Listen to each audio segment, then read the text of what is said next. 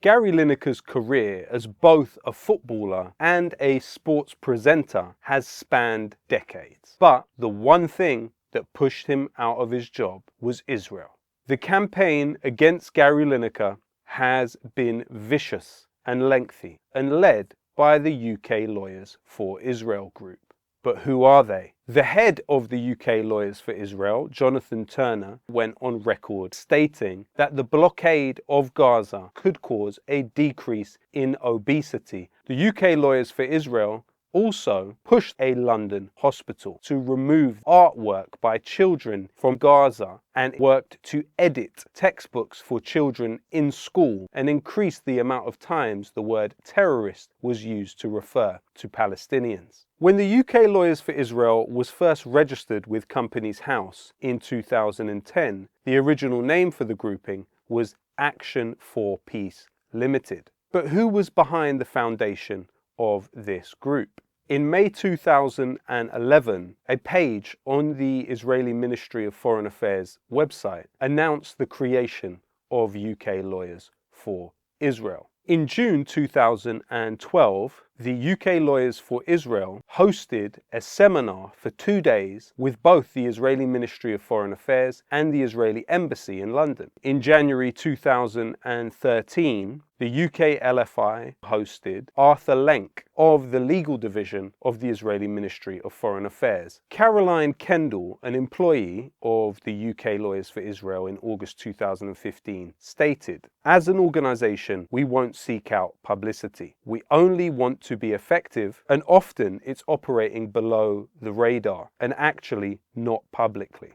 Curiously, in 2016 September, the UK Lawyers for Israel registered as a charity. And again, in January 2017, the UK LFI hosted a talk with the former Deputy Director of the Israeli Ministry of Foreign Affairs. Jonathan Turner, the head of the UK LFI, also claimed that they played a key role in stopping the Gaza flotilla in 2011, advising the Greek police on ways they could arrest the activists on that ship. While doing so, they worked alongside an Israeli law firm by the name of Shurat Hadin. A leaked US Embassy cable stated that Shurat Hadin took direction directly from Israeli external intelligence agency Mossad on which cases they should take legal action over. However, there is another very key aspect to this story which has not been dealt with seriously. The employer of Gary Lineker was the BBC, but as I will demonstrate, the BBC is an entirely penetrated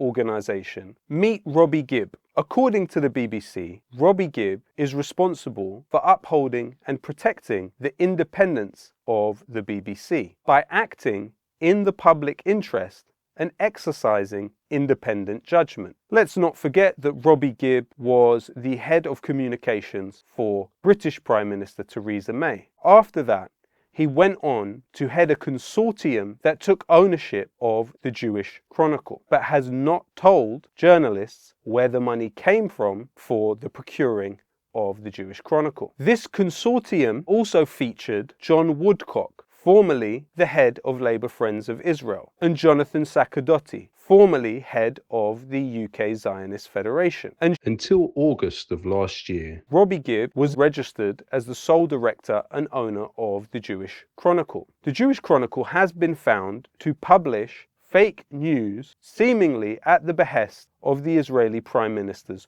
office. But the connections between the BBC and Israel really do not stop there. Who is the man behind the headlines that you so often see from the BBC, where the passive voice is used to describe Palestinians killed by the Israeli army? That man is none other than BBC online editor Rafi Berg. Rafi Berg not only published a book in collaboration with Israeli intelligence agents about their operations, he then went on to take a picture of himself with Israeli ambassador Mark Regev and frame it on his wall. Once his book was published, Benjamin Netanyahu openly and publicly praised it. And Rafi Berg took the letter he was sent by Netanyahu and framed it on his wall also. In fact, he was so enthusiastic about this support from Netanyahu that he tweeted Netanyahu's son telling him of his father's support for the book. This is clearly a partisan actor. How is it conceivable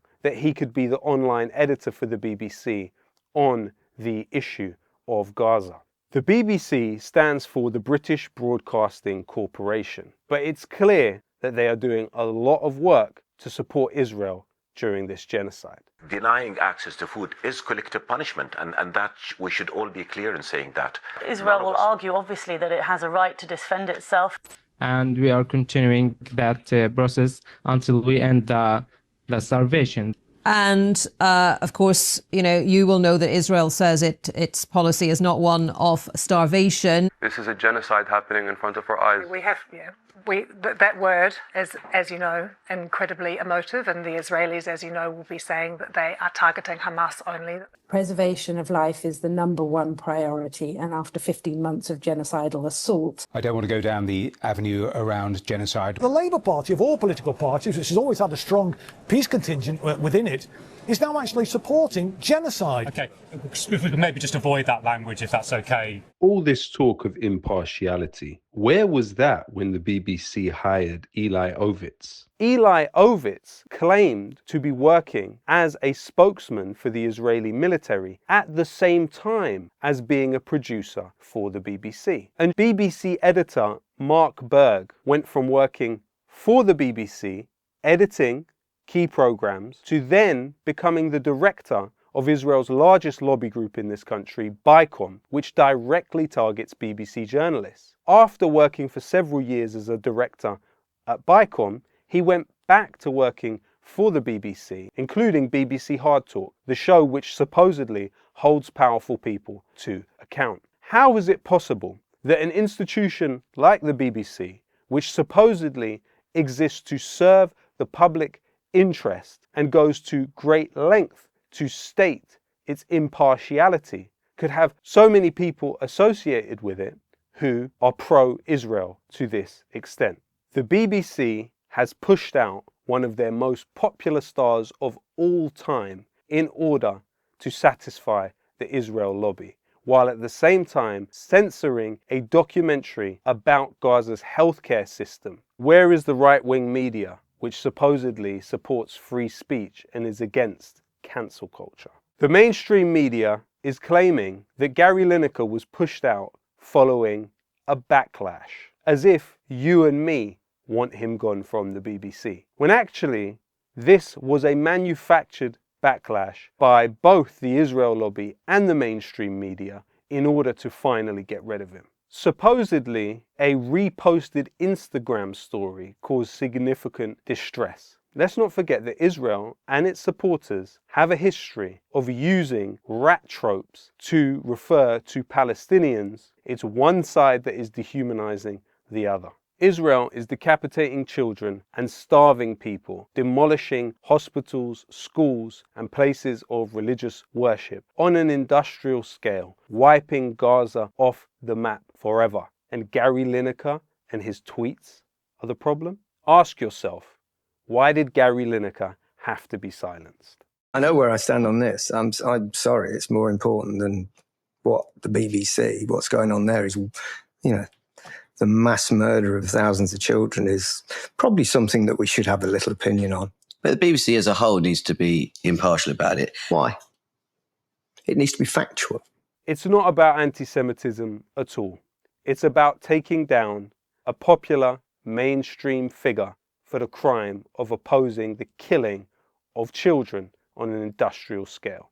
The tide is turning, and as the hand of history moves, the more desperate those who are on the wrong side of it will become. Every time one person is shut down, you reveal more to the world your desperation to stifle the truth, and many more will rise in his place because the tide is turning and history is not on your side.